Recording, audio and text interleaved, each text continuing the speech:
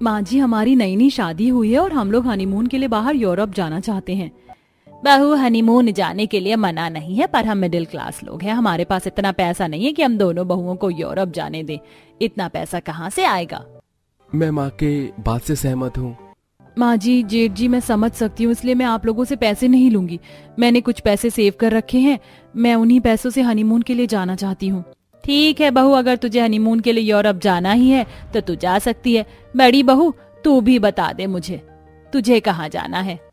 माँ जी, मैं देवरानी जी जैसी अमीर नहीं हूँ, ना ही मैंने इतने पैसे जोड़े हैं, इसलिए मैं और अमर जी वैष्णो देवी जा ही रहे हैं। जिंदगी की नई शुरुआत के साथ माता रानी के आशीर्वाद से बढ़कर क्या ही हो सकता है। ये तो बहुत अच्छी बात है बहू, तो फिर तुम दोनों हनीमून जाने की तैयारी शुरू कर दो। मेरे पास सिर्फ 30,000 रुपए है, मैं तुम दोनों को 15,000 रुपए दे देती हूँ। आशा अपनी दोनों बहुओं में कोई भेदभाव नहीं करना चाहती, इसलिए वो अपनी दोनों बहुओं को हनीमून के लिए 15,000 रुपए दे देती है। ऐसे ही 2-3 दिन बीत जाते हैं और एक दिन। अरे छोटी भाभी, आप यहाँ सोफे पर बैठकर फोन चला रही हैं। अगले हफ्ते ही आप दोनों हनीमून के लिए घर से एक साथ निकल रहे हैं और अब तक आप दोनों ने हनीमून की कोई शॉपिंग भी नहीं की है। कब जा रही हो? करिश्मा, मैं तो कब से दीदी से बोल रही हूँ कि घर के काम छोड़कर थोड़ी सी हनीमून जाने के लिए शॉपिंग कराते हैं। क्या बड़ी भाभी, आप भी ना हर समय घर के कामों में ही लगी रहती है। अभी भी आप सफाई में लगी है। घर के काम छोड़ो, मैं संभालूंगी, आप दोनों आराम से जाओ और शॉपिंग करो। करिश्मा के कहने पर उसकी दोनों भाभी हाथों में अपना बैग लिए एक साथ हनीमून की शॉपिंग करने के लिए घर से बाहर निकलती हैं। क्योंकि सुनीता अमीर थी, इसलिए वो बड़ी बड़ी दुकान और मॉल में जाती है, जहां पहले सुनीता एक कॉस्मेटिक की बड़ी दुकान में जाती है।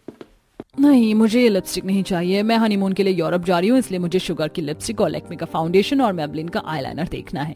मैडम, आपको क्या चाहिए, आप भी बता दीजिए। दीदी, हम यहाँ हनीमून की शॉपिंग करने के लिए आए हैं, इसलिए जो लेना है आराम से ले लीजिए। नहीं सुनीता, मुझे कुछ नहीं चाहिए, मेरे पास शादी का मेकअप का सामान रखा है। सुनीता के बार बार बोलने पर भी रीना महंगे प्रोडक्ट नहीं लेती और वे लोग जब मॉल से मेकअप का सामान लेकर घर आने लगते हैं तो बीच में एक बाजार पड़ता है, जहां से आते हुए एक छोटी सी दुकान से रीना अपने लिए कुछ चूड़ियां लेने लगती है। ये देखो सुनीता, ये चूड़ियां अच्छी लग रही है ना? दीदी, चूड़ियां अच्छी तो हैं, पर आप अपने हनीमून पर ये चूड़ियां पहनकर जाओगी? हनीमून में सब नई दुल्हन कुंवारी लड़कियों की तरह फैशनेबल बनकर रहती है, ना कि शादीशुदा औरतों की तरह भारी भारी चूड़ियां पहनती हैं। सुनीता, मेरे पास इतने पैसे नहीं है कि मैं महंगी चीज ले सकूं, इसलिए जो है मैं वही ले रही हूँ। इस तरह दोनों देवरानी जेठानी अपनी हनीमून की थोड़ी सी शॉपिंग करके घर आती हैं और इसी तरह अगले दिन सुनीता एक बार फिर अपनी जेठानी से कहती है, दीदी, मेरी भी तो अभी तक हनीमून की सही से तैयारी भी नहीं हुई है, चलिए आज चलकर हम कुछ ज्वेलरी सैंडल ले लेते हैं। पर सुनीता, मेरे पास तो चप्पल रखी हैं। अरे क्या यार दीदी, आप इतनी कंजूस क्यों हैं? हनीमून लाइफ का सबसे इम्पोर्टेंट पार्ट होता है, आप इसे भी खुलकर नहीं जीना चाहती? ये दिन दोबारा नहीं आएंगे।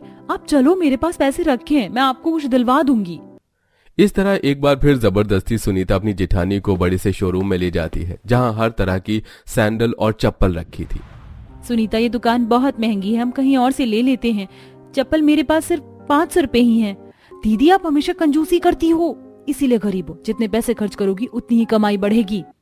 सुनीता, तुम अमीर हो, तुमने कुछ पैसे बचा के रखे थे और देवर जी की नौकरी भी अच्छी है, पर तुम तो जानती हो ना, तुम्हारे जेठ जी ज्यादा नहीं कमाते, इसलिए मुझे उतने में ही सारी चीज एडजस्ट करनी पड़ती है।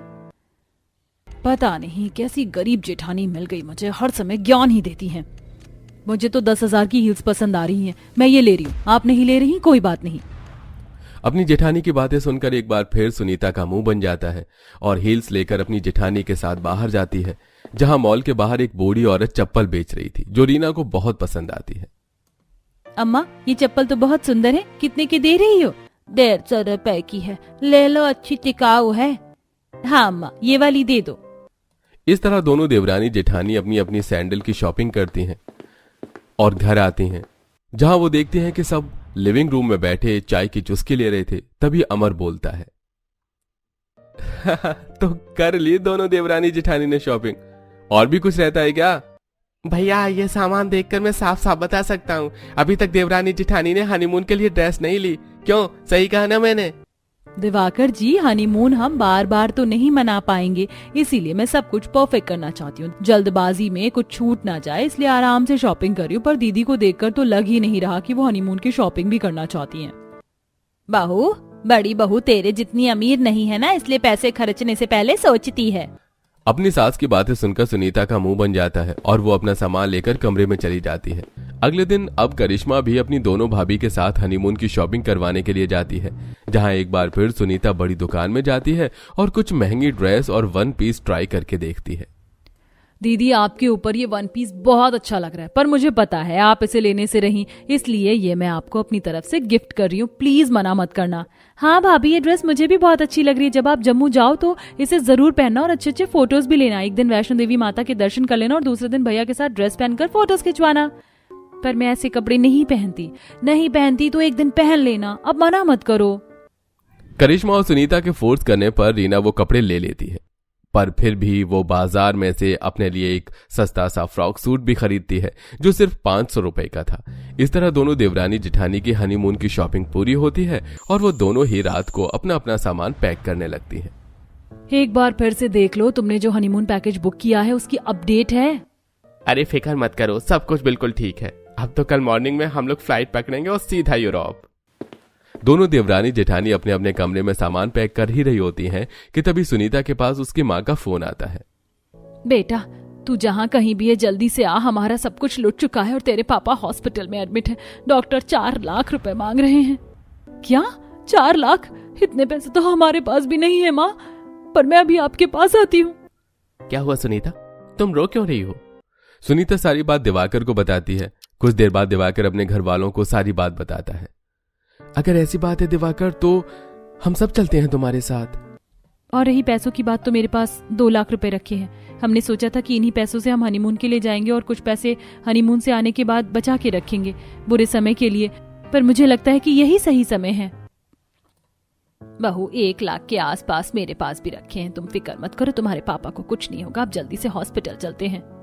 पूरा परिवार जल्दी से हॉस्पिटल जाता है, जहां सुनीता की माँ सुनीता को गले लगाकर रोती है और सारी बात बताती है।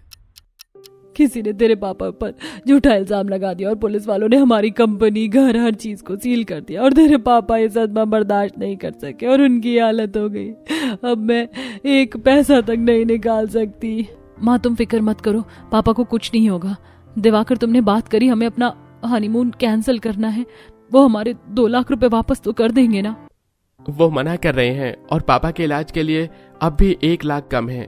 मैंने अपने सारे गहने भी लॉकर में रखे और सारे पैसे भी बैंक में फंसे और कल संडे है और डॉक्टर ने भी सिर्फ आज रात का समय दिया। अब हम क्या करेंगे? कोई बात नहीं सुनीता, मेरे पास मेरे थोड़े सोने के गहने रखे हैं, तुम वो ले जाओ। ऐसे बुरे समय में सुनीता की गरीब जेठानी उसकी पूरी मदद करती है और ये देख सुनीता की सारी अकड़ खत्म हो जाती है और बहुत जल्द उसके पापा ठीक हो जाते हैं और केस भी रफा दफा हो जाता है। इसके बाद सुनीता के मायके वालों की आर्थिक स्थिति फिर से बेहतर हो जाती है और सब ठीक होने के बाद सुनीता, माँ जी, दीदी, आज मुझे समझ आ गया पैसे बचाते रहना कितना जरूरी है। इंसान अमीर हो या गरीब, अगर हम पैसे की कद्र करते हैं तो ही पैसा हमारी कद्र करता है। और दीदी आप बहुत अच्छी है, मेरी वजह से आपने अपना भी हनीमून कैंसिल कर दिया और पैसों से भी मदद की। बहू, इसे ही परिवार कहते हैं। और भाभी, अब तो सब ठीक है, जो प्लान पहले पूरा नहीं हुआ वो अब पूरा कर लीजिए। मैं तो कहती हूँ इस बार आप दोनों एक साथ और एक ही जगह पर जाओ हनीमून मनाने। करिश्मा बिल्कुल सही बोल रही है। मैंने और दिवाकर ने तो सोच लिया है, इस बार हम दोनों भाई जम्मू कश्मीर जाएंगे। सब कुछ माता रानी की वजह से हुआ है, इसलिए पहले वैष्णो देवी के दर्शन करेंगे और फिर कश्मीर घूमेंगे। इस तरह एक बार फिर दोनों मिलकर हनीमून प्लान करते हैं और इस बार वैष्णो देवी के दर्शन करने के बाद कश्मीर घूमते हैं। अरे जरा जल्दी खाना लगा दो, काम पर भी निकलना है।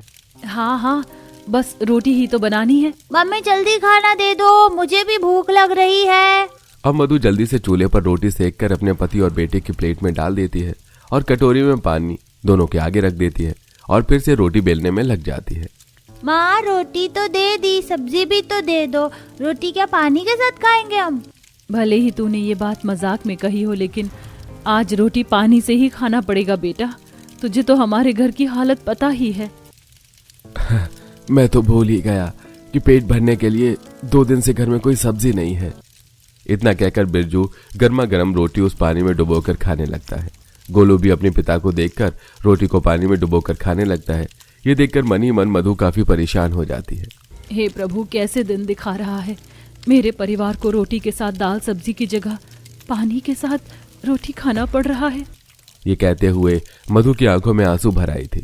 वहीं दूसरी तरफ मधु की जेठानी शोभना अपने पति और बेटी की डाइनिंग टेबल पर खाना परोस रही थी। बेटा कम से कम 5-6 पूरी तो खा ले, और ये पनीर की सब्जी क्यों छोड़ दिए? जल्दी से खा ले। खीर खाना है या हलवा, दोनों थोड़ा थोड़ा खा ले। नहीं नहीं मम्मी, बस भी करो, कितना खिलाओगी? अरे अरे मेरे में भी इतना सब्जी क्यों डाल रही हो?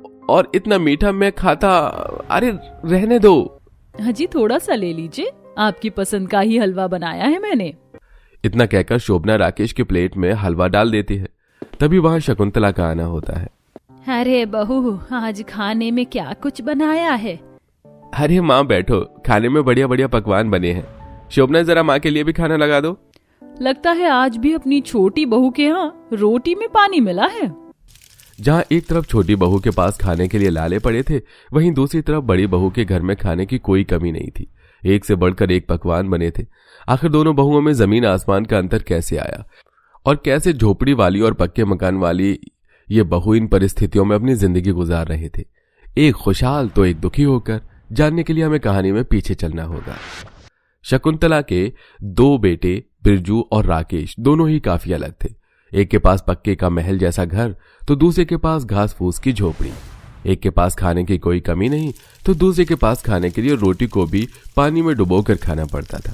शकुंतला अपने छोटे बेटे बिरजू के साथ ही रहती थी, क्योंकि शकुंतला की पक्के मकान वाली बहू को उसके पैसे और घर का कुछ ज्यादा ही अहंकार था। ये लकड़ियां मैं रास्ते में आते वक्त काटते हुए लेकर आया हूँ, हाथ पैर धो लेता हूँ, भूख बहुत जोरों की लगी है, खाना लगा दो। जी ठीक है, आप हाथ पैर धो लीजिए, मैं खाना लगा देती हूँ। हम सभी आपका ही इंतजार कर रहे थे। बिरजू अब हाथ पैर धोकर खाना खाने बैठता है। तभी बिरजू अपनी माँ शकुंतला के बारे में अपनी पत्नी से पूछता है। अरे माँ कहाँ है? कहीं नजर नहीं आ रही। दादी तो पड़ोस वाली आंटी के घर गई हैं, लेकिन पापा आपको पता है आज चाची ने दादी की खूब बेइज्जती की है। उन्होंने दादी से कहा कि यहाँ सिर्फ अच्छा खाना खाने आती हो। मधु, क्या गोलू सच कह रहा है? और अगर ऐसा है तो माँ को मैंने कितनी बार कहा है कि वहां नहीं जाना। भैया और भाभी का अहंकार कुछ ज्यादा ही बढ़ता जा रहा है। अरे क्या हो गया है? अगर हमारे पास खाने की कमी है, हम उनकी तरह पक्के मकान में नहीं रहते, तो क्या वो हमें नीचे दिखाएंगे? मैं माँ जी को बुला कर लाती हूँ, सब साथ में बैठकर खाना खाइए, आप गुस्सा मत कीजिए। मैंने माँ जी को समझा दिया है, वो वहां नहीं जाएंगी। मधु अब अपनी सास को बुलाकर लाती है और सभी बैठकर खाना खाते हैं। तभी गोलू खाने की प्लेट को आगे करते हुए कहता है, मुझे नहीं खाना ये पानी वाला चावल, मुझे तो सब्जी चावल, दाल चावल, रोटी सब्जी ये सब खानी है। माँ आप तो रोटी के साथ भी पानी देती हो। इतना कहकर गोलू रोने लगता है, लेकिन मधु और शकुंतला उसे समझाते हैं। तब जाकर कहीं वो खाना खाता है। यह देखकर बिरजू काफी उदास था कि वो अपने परिवार को ढंग का एक वक्त का खाना भी नहीं खिला पा रहा है। वहीं दूसरी तरफ जब शकुंतला घर के बाहर बैठी होती है, तो वो देखती है कि उसकी बड़ी बहू रात का बचा हुआ खाना कूड़ेदान में फेंक रही है। देख रही है बहू, ये खाना बेशक कूड़े में डाल दे, लेकिन कभी किसी को दे नहीं सकती। ना जाने क्यों इसके अंदर इतना घमंड आ गया है। माँ जी, रूखी सूखी जो भी हो, लेकिन अपनी हो। अगर हम दीदी से बचा हुआ खाना मांगने भी जाएंगे तो वो हमें हमारे 10 कर्म गिनाकर खाना देंगी।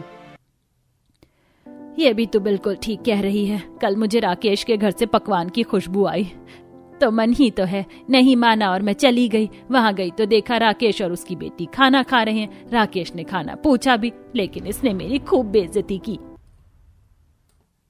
माँ जी, हमारे पास जो ही रूखी सूखी रोटी है हम उसी में खुश हैं। आप इस तरह खाने के लिए अपनी और हमारी बेइज्जती करवाने मत जाया कीजिए। शकुंतला की आंखें भर आई थी। उसे अपनी बड़ी बहू के तानों की आवाज अब तक गानों में गूंज रही थी, जो उसने थोड़े से खाने के लिए अपनी सास को सुनाया था। ऐसी समय बीत रहा था। झोपड़ी में रहने वाली मधु और पक्के मकान में रहने वाली शोभना अपनी अपनी जिंदगी जी रहे थे। कोई दुख कट कर तो किसी के पास इतना खाने को था कि वो खाना फेंक रहा था। एक रोज देर शाम बिरजू काम से लौट रहा होता है। वो देखता है कि रोड पर भीड़ लगी है। अरे यहाँ क्या हो गया है?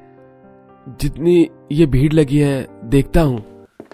जब वो वहां जाता है तो देखता है कि वहां पर एक गाड़ी का एक्सीडेंट हुआ था, जिसमें और कोई नहीं बल्कि उसका बड़ा भाई राकेश था, जो बेहोश हो चुका था। उसके सिर पर गहरी चोट थी, सिर से खून बह रहा था और कोई भी उसे अस्पताल ले जाने के लिए आगे नहीं आ रहा था। बिरजू तुरंत ही राकेश को गाड़ी में से निकालकर लोगों की मदद लेकर उसे अस्पताल लेकर पहुंचता है। डॉक्टर भी राकेश का इलाज करते हैं और कुछ देर बाद राकेश को होश आ जाता है। मुझे पता नहीं था कि मेरी जान बचाएगा, तो अगर आज तो नहीं होता तो मैं तो भी नहीं होता। मेरा परिवार मेरे बिना कैसे जी पाता। डॉक्टर साहब ने बताया कि अगर थोड़ी देर हो जाती तो कुछ भी हो सकता था। आप चिंता मत करो भैया, सब ठीक हो जाएगा। बस भाभी आ जाए तो मैं घर के लिए निकलूंगा। बिरजू और राकेश बात कर ही रहे होते हैं कि तभी रोती बिलखती हुई शोभना वहां आती है और बिरजू को राकेश का हाथ पकड़े देख उसका हाथ झटक कर उसे सुनाने लगती है। आप ठीक तो है ना? इसने जानबूझकर आपकी गाड़ी का एक्सीडेंट करवाया होगा और हमदर्दी जताकर आपको अस्पताल ले आया ताकि लोगों की नजरों में अच्छा बन सके। अरे इसकी नजर तो कब से हमारे घर पर है। छोटी सोच वाले ये लोग कभी अपने मकसद में कामयाब नहीं हो पाएंगे। अरे नहीं नहीं नहीं भाभी, ऐसा मत कहिए। मैं तो काम से लौट रहा था और जब वहां पहुंचा तो देखा भैया बेहोश पड़े थे और उनके सिर से खून बह रहा था। उस वक्त शोभना बिरजू को बहुत खरी खोटी सुनाती है और बिरजू भी वहां से इतना कुछ सुनने के बाद घर आ जाता है और अपनी माँ को सारी बातें बताता है। ऐसी निर्लज्ज औरत मैंने अपनी जिंदगी में आज तक नहीं देखी। एक तो मेरा बेटा राकेश की जान बचाने में लगा हुआ था और ये है कि मेरे बेटे को दोषी ठहरा रही है। जाने दो माँ, मुझे भाभी की बातों का बुरा बिल्कुल भी नहीं लगा। बस भैया जल्द से जल्द ठीक होकर घर आ जाएं। अब 2 से 3 दिन बाद ही राकेश को अस्पताल से छुट्टी मिल जाती है और जब राकेश घर आता है तो बिरजू अपने पूरे परिवार के साथ राकेश के घर उससे मिलने पहुंचता है। ये लो, आ गए आपका हाल चाल लेने या ये पूछने कि आप जिंदा कैसे हैं। भाभी आप क्या कह रही हैं? और नहीं तो क्या, तुम लोग तो चाहते हो कि मेरा पति मिल जाए और तुम लोग इस घर को अपना लो। राकेश अपनी पत्नी की बात सुन रहा था। अब उसे गुस्सा आ जाता है और वो गुस्से में अपनी पत्नी पर हाथ उठा देता है। अगर उस दिन बिरजू ने मेरी जान नहीं बचाई होती, मुझे हॉस्पिटल नहीं ले गया होता, तो तुम आज विधवा हो चुकी होती। समझी ना? तुमने ही मुझे मेरे भाई से, मेरी माँ से, मेरे परिवार से दूर किया है। अगर तुम्हें एहसास नहीं तो तुम यहाँ से जा सकती हो। भैया क्या जरूरत थी भाभी पर हाथ उठाने की? तूने मेरी जान बचाकर मुझ पर बहुत बड़ा एहसान किया है और अब मैं चाहता हूँ कि तुम मेरी कंपनी में मेरे साथ काम कर, यूं सड़क पर मजदूरी मत कर। राकेश को उस वक्त एहसास होता है कि पैसा ही सब कुछ नहीं होता, बल्कि परिवार भी पैसों से बढ़कर है। इसीलिए वो अपने छोटे भाई को अपनी कंपनी में काम देता है, जिससे बिरजू के घर की स्थिति में सुधार आता है और उनके घर भी रोटी के साथ सब्जी और चावल के साथ दाल बनने लगा था। और इधर शोभना का भी अहंकार कम होता है क्योंकि राकेश ने उसे एहसास दिला दिया था कि उसका परिवार उसके लिए कितना जरूरी है।